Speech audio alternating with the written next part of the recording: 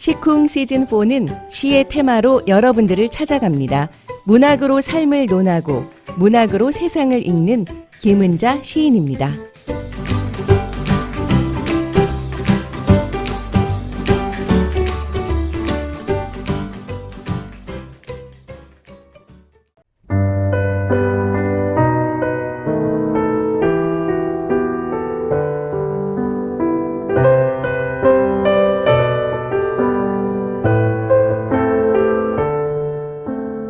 봄이 오니까 별 생각이 다 납니다. 하고 싶은 것도 많고요. 또 되고 싶은 것도 많고요. 그 중에서 제일 되고 싶은 것이 있다면 봄과 같은 사람, 봄을 닮은 사람이 되고 싶은 겁니다.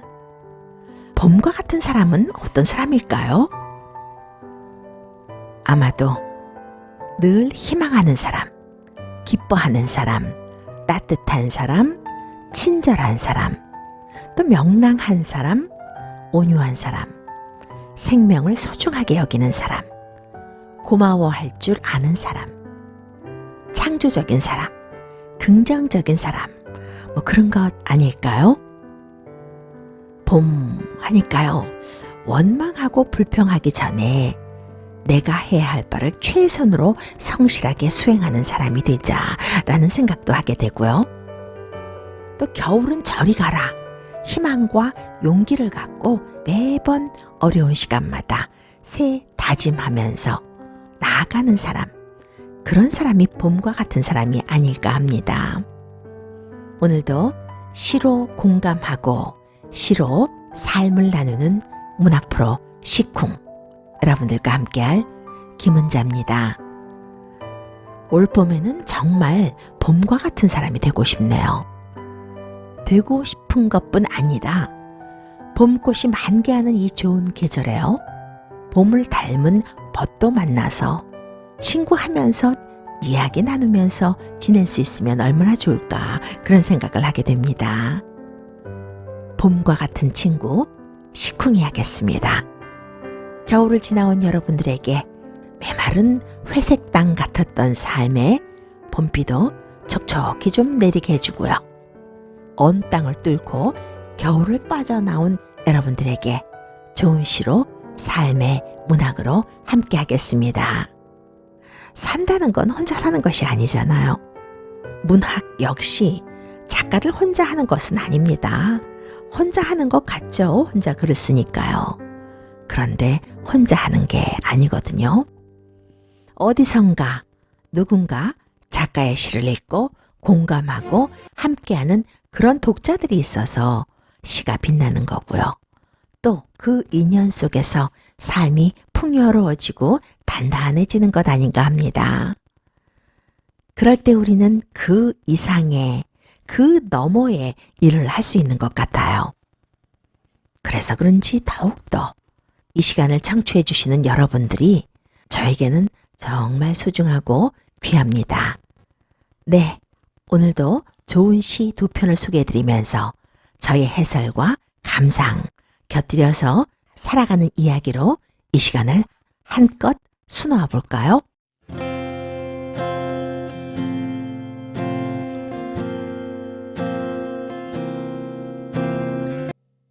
시쿵 시즌4는 시의 주제로, 테마로 여러분들을 찾아가고 있습니다. 매달 하나의 주제를 선정해서 주제에 관한 시를 한 달간 매주 두 편씩 저의 해설과 함께 소개해드리고 있는데요. 그동안 참 여러 가지 주제로 시를 해설해드렸습니다. 이번 달은 4월이 4월이니만큼 봄에 관한 주제의 시들을 소개하면 좋겠다 싶어서 함께 나누고 있습니다. 봄이라는 말, 참 듣기만 해도 설레이고 희망이 생기는 말이죠. 그래서 그런지요, 많은 시인들이 봄에 대한 시로 노래를 했습니다. 봄 하면은 무엇보다 꽃이 가장 먼저 떠오르잖아요. 봄의 꽃. 봄 하면은 여러분들은 어느 꽃을 가장 먼저 생각하게 되는지요? 한국인의 정서로 볼 때 봄 하면은 개나리도 물론이지만요, 뒷산을 붉게 물들이는 진달래를 떠올리는 분들이 가장 많을 것 같습니다. 그래서 그런지요, 김소월의 진달래꽃이라는 시가 매년 한국인들이 가장 사랑하는 시 1위로 국민 애송시로 꼽히고 있습니다. 김소월의 진달래꽃을 물론 거의 다 알고 계시겠지만 또 외우는 분도 계시겠지만요. 다시 읽고 다시 보는 시간을 가져보겠습니다. 그리고 또 한편은 또 다른 눈으로 진달래를 노래한 시인의 시를 나눠보겠습니다. 첫 번째로 김소월의 진달래꽃 식쿵만의 눈으로 나눠보겠는데요. 낭송 듣고 돌아오겠습니다. 진달래꽃 김소월.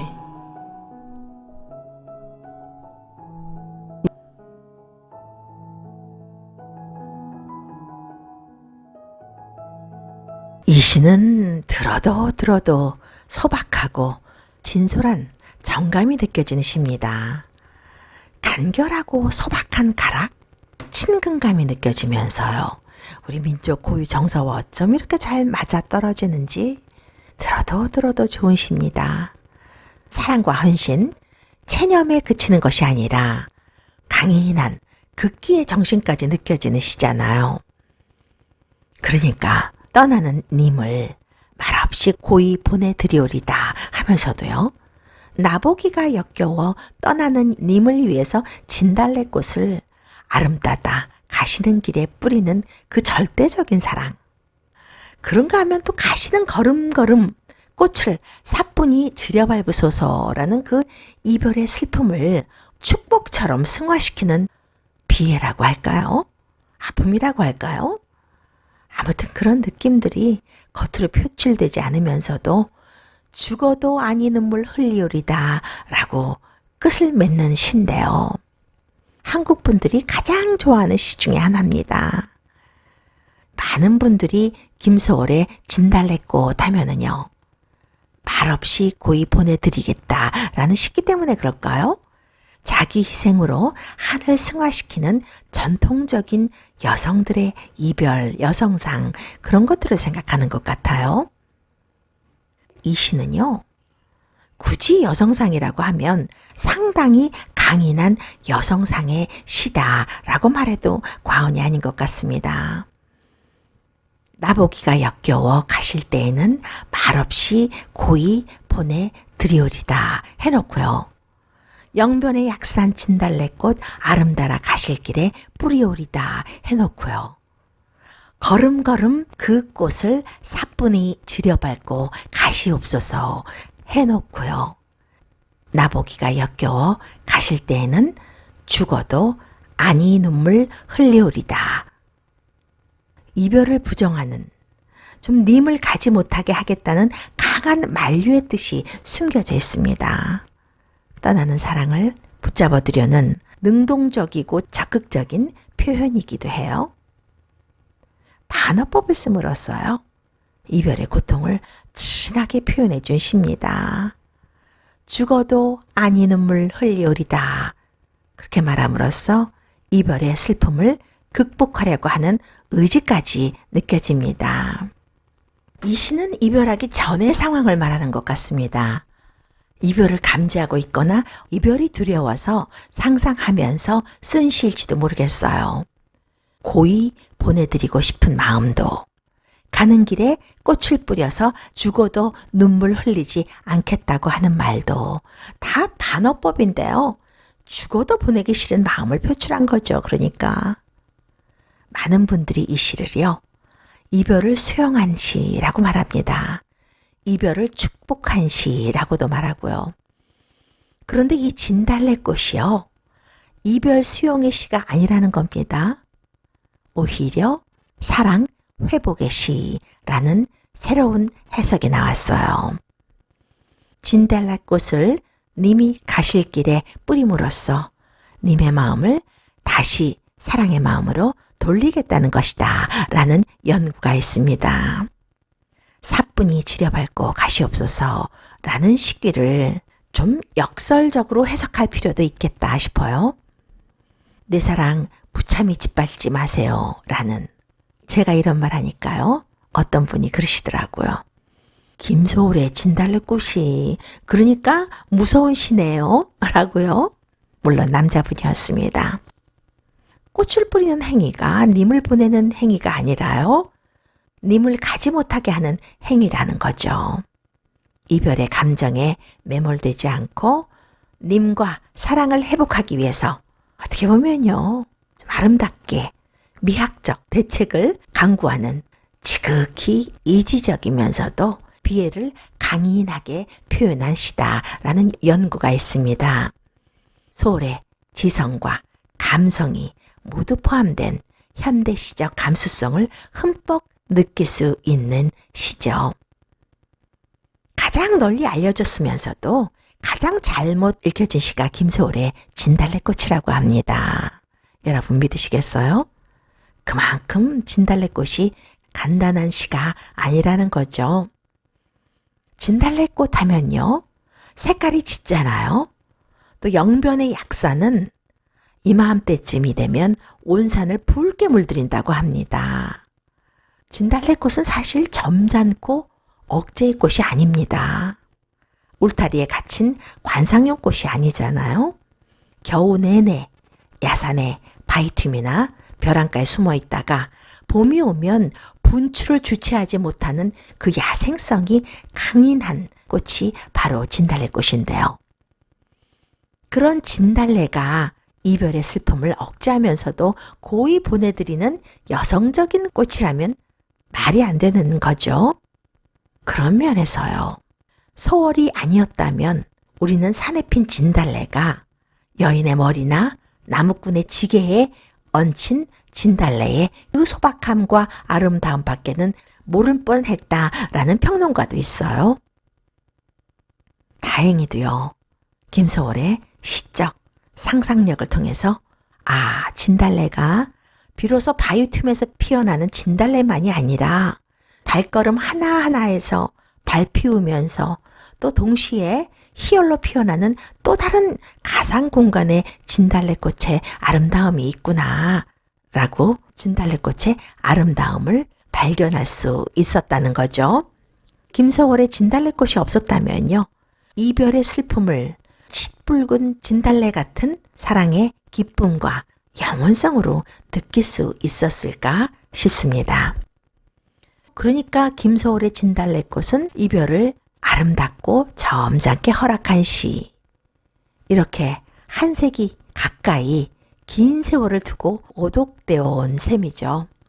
이 시는요, 단순한 이별의 노래는 아닙니다. 사랑은 지금인 현재형 그리고 미래형이다 라고 말하는 시입니다. 들이오리다, 뿌리오리다, 가시옵소서, 흘리오리다. 여성적인 종지형이 더욱 애절하고 간절한 분위기를 연출하지만요, 죽어도 아니 눈물 흘리오리다 라는 마지막 시행과 걸음걸음 들여밟고 가시옵소서.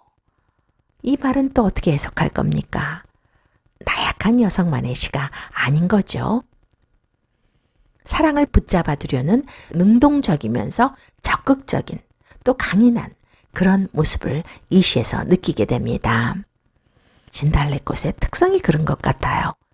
은은하면서도 정열적인, 우리 민족만이 느낄 수 있는 한의 꽃이 아닌가, 그런 생각을 하게 됩니다. 김소월의 시가 한국인들에게 절대적 사랑을 받게 된 원동력은 무엇일까요? 남다른 숭고한 이념이나 사상을 내포하고 있기 때문도 아니고요. 시대적 고뇌를 온몸으로 포용하고 있는 지사적 풍모를 보여주고 있는 것도 아니고요. 그의 작품 속에 우리 민족의 고유 정서와 맞닿아서 흐르는 소박하고 진솔한 정감이 묻어있기 때문이라고 합니다. 김소월의 진달래는 그저 연약한 꽃이 아니라는 것, 단순히 이별의 시가 아니라는 것, 오히려 열렬한 현재형, 미래형의 시라는 것, 더 나아가서는요, 인생을 깊이 인식한 시라는 거죠. 이 시는 1922년에 개벽지에 발표된 시입니다. 당시의 시대적 배경이 일제 치하였어요.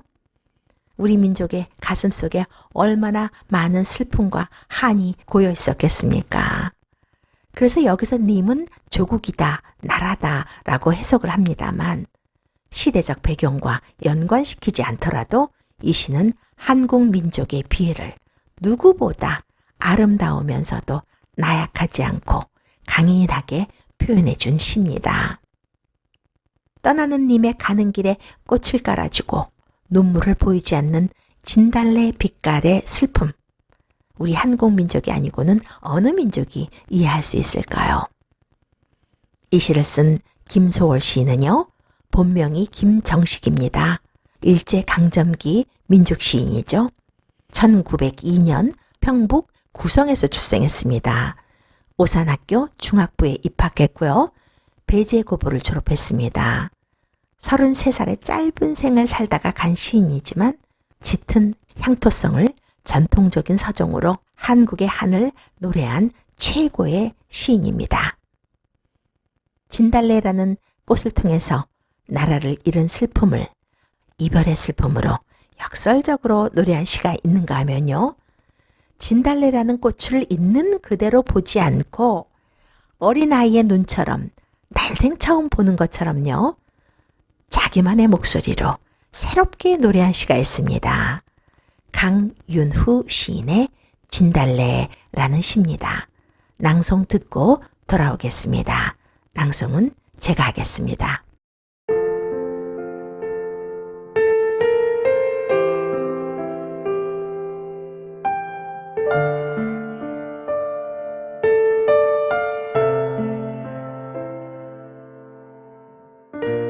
진달래 강윤후 진달래는 고혈압이다. 굶주림에 눈멀어 우글우글 쏟아져 나온 빨치산처럼 산기슭 여기저기서 정맥 터질 듯 총질하는 꽃. 진달래 난장질에 온 산은 주리가 틀려 서둘러 푸르러지고 겨우내 식은 세상의 이마가 불쑥 뜨거워진다. 도화선 같은 물줄기 따라 마구 터지는 폭약 진달래. 진달래가 다 지고 말면 풍병든 봄은 비틀비틀 여름으로 가리라.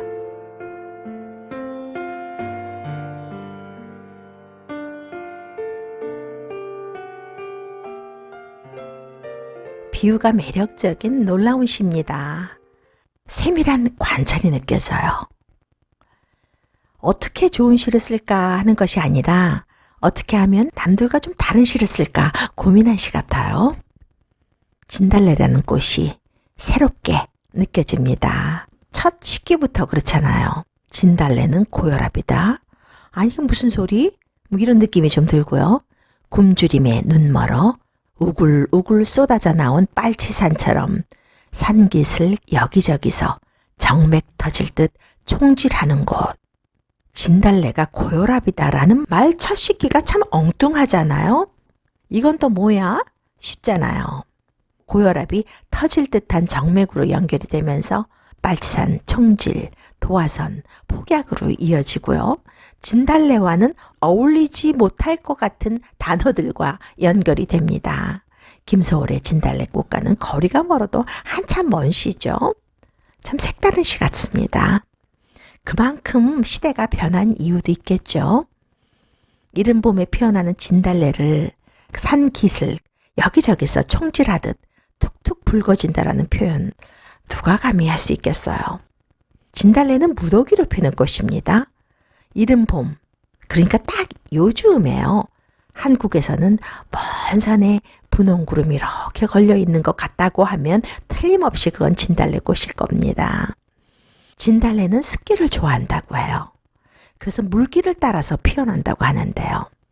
그러니까 도화선 따라 터지는 폭약처럼 한꺼번에 폭발하는 거겠죠. 진달래 난장질에 나는 이 표현 보고 정말 너무 놀랐어요. 진달래 난장질. 진달래와 난장질이라는 말이 어울리나요? 온산은 주리가 틀려 서둘러 푸르러지고 겨우내 식은 세상의 이마가 불쑥 뜨거워진다. 겨우내 식은 세상의 이마가 불쑥 뜨거워진다. 이 시기에서는요, 이렇게 식어서 죽어서 살 수만은 없지. 불쑥 희망까지 느껴집니다.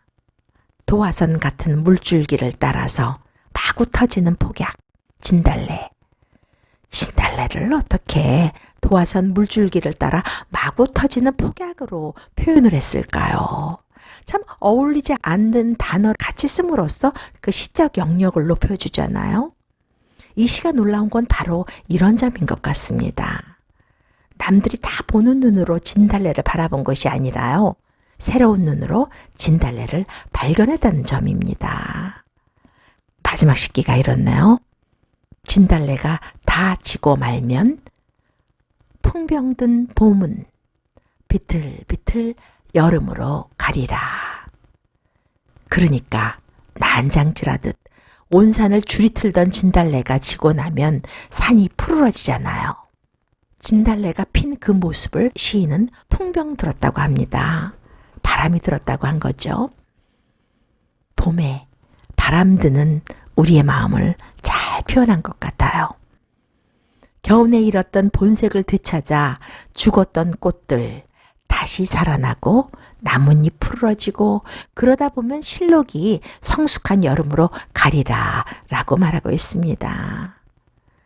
그런데 그 여름으로 가는 모습이 그냥 가는 게 아니고요. 비틀비틀 간다 라고 말하고 있어요.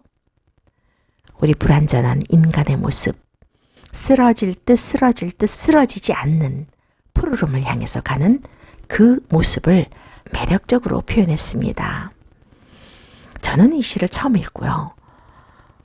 어머, 어떻게 이렇게 진달래라는 주제로 이런 시각으로 바라보고 시를 썼지? 놀라웠습니다. 하기사 비단 10분이겠습니까? 우리가 살아가면서요. 시각을 바꾸어서 바라보면 참 모든 게 이해가 되고 세상 모든 사물에 새 이름을 지어줄 수 있을 것 같아요.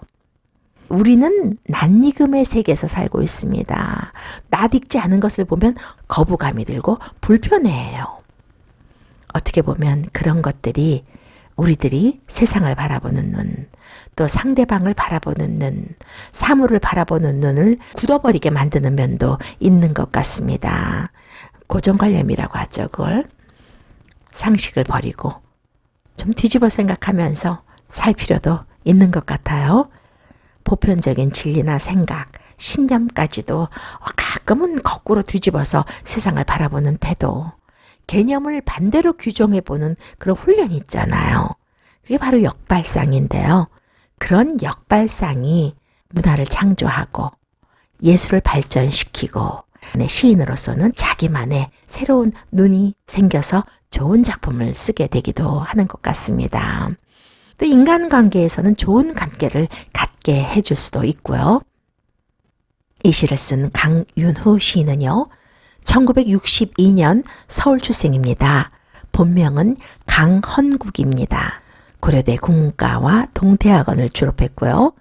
1991년 현대문학에 강윤우라는 이름이 동생 이름이에요. 동생 이름을 필명으로 등단했습니다.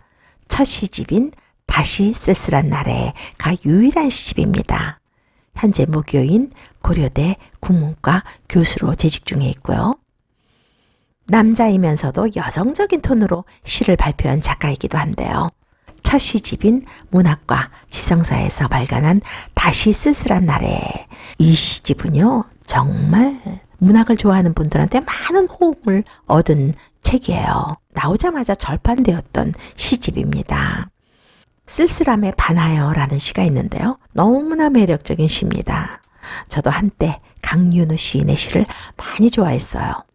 많이 알려지지 않았으면서도 잘 알려진 매니아가 있는 시인입니다.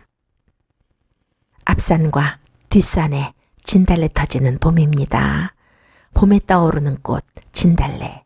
이 즈음이면 산을 붉게 물들이는 진달래에 관한 시 두 편을 소개해드렸습니다.